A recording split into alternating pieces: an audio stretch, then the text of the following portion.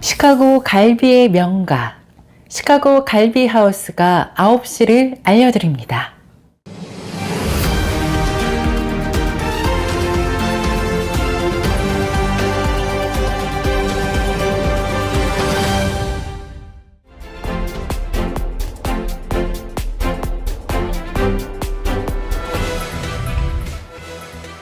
시청자 여러분 안녕하십니까? 5월 29일 목요일 세븐데이즈 헤드라인 뉴스 시작합니다. 트럼프 대통령의 관세무역 정책이 연방무역법원에서 불법 판결로 무효화됐습니다. 트럼프 대통령이 4대 핵심 정책 중 하나로 밀어붙인 관세 무역 전쟁이 연방국제무역법원의 3인 판사에 의해 불법 판결로 급제동이 걸리게 됐습니다. 이에 대해서 트럼프 행정부는 즉각 항소의 뜻을 밝혀 관세 무역 전쟁은 지속될 것으로 우려됩니다. 공화 민주 출신 대통령들이 지명해 초당적으로 섞여 있는 3인의 판사들의 이번 결정으로 멕시코, 캐나다, 중국 등 3대 교역국들에 대한 25% 이상의 관세, 그리고 70개국에 대한 상호 관세, 10%의 보편 관세 등 거의 모든 트럼프 관세는 일단 무효화됐습니다. 90일 유예된 상호 관세들도 백지화되면서 각국과의 관세 무역 협상들도 모두 중단될 것으로 예상됩니다. 한국에서 치러지고 있는 제21대 대통령 선거 1일차 사전 투표율이 19.58%로 역대 최고치를 경신했습니다. 한국 시간으로 지난 29일 중앙선거관리위원회에 따르면 사전투표 첫날인 29일 오후 6시 마감 결과 전국의 유권자 4,439만 1,871명 가운데 869만 1,711명이 투표에 참여해서 19.58%의 투표율을 기록했습니다. 이는 20대 대선 전국 단위 선거 1일차 사전 투표율 최고치인 17.57%를 넘어선 것이며 유권자 수로는 약 92만 명의 차이가 나는 수치입니다. 첫날 기준 지역별로는 전남이 34.96%로 가장 높은 사전 투표율을 보인 반면 대구는 13.42%로 전국에서 가장 낮은 사전 투표율을 기록했습니다. 첫날부터 사전 투표율이 최고치를 경신하면서 역대 가장 높았던 20대 대선 사전 투표율 기록인 36.93%를 넘어설 가능성도 커지고 있습니다. 한편 대선 본투표는 6월 3일 화요일 오전 6시부터 오후 8시까지 진행됩니다. 여러분께서는 비타민 D 얼마나 자주 드십니까? 이 비타민 D 보충제가 노화를 3년이나 늦춘다는 연구 결과가 나왔습니다. 비타민 D 보충제가 텔로미어의 길이를 유지해서 생물학적 노화를 약 3년가량 늦추는 데 효과적이라는 연구 결과가 나와서 눈길을 끌고 있습니다.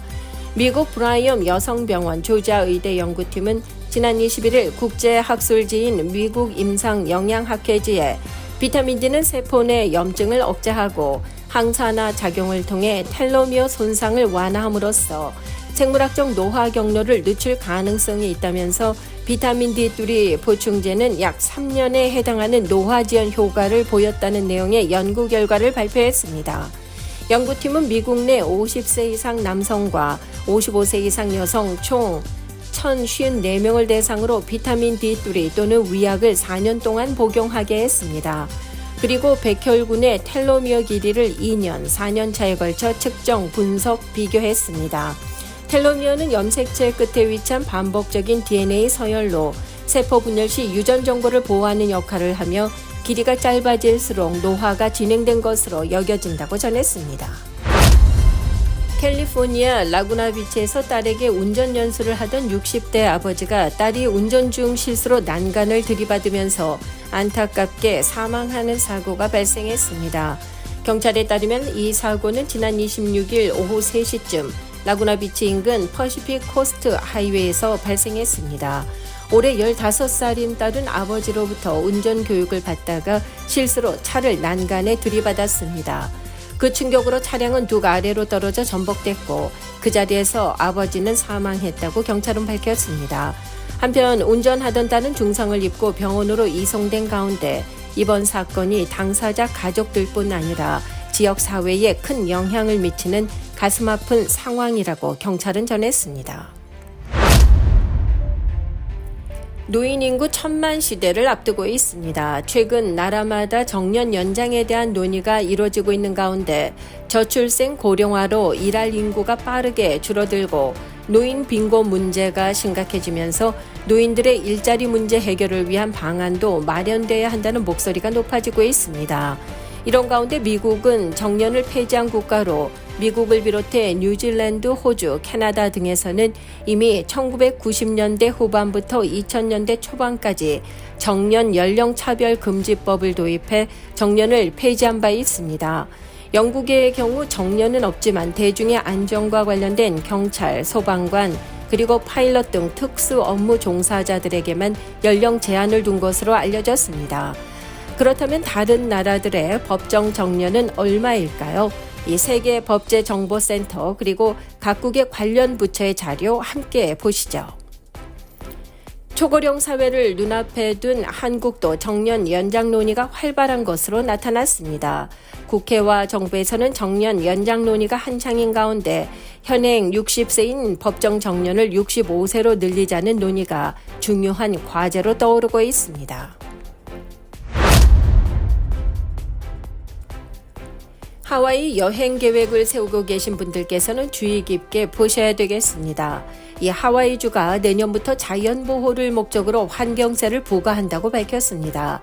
자시 그린 주지사는 미국 최초로 우리의 아이나 즉 자연을 보호하고 기후위기에 대응하기 위해 새로운 세금을 도입한다고 발표했습니다. 하와이주 의회는 최근 기후재난 대비와 환경 보존을 위한 재원 마련을 목적으로 숙박세를 인상하는 법안을 통과시킨 바 있습니다. 법안은 호텔 객실이나 단기 숙박시설 이용 그리고 크루즈 선박에도 요금의 11%를 세금으로 부과하기로 했습니다. 하와이는 이미 단기 숙박시설에 10.25%의 세금을 강제하고 있습니다.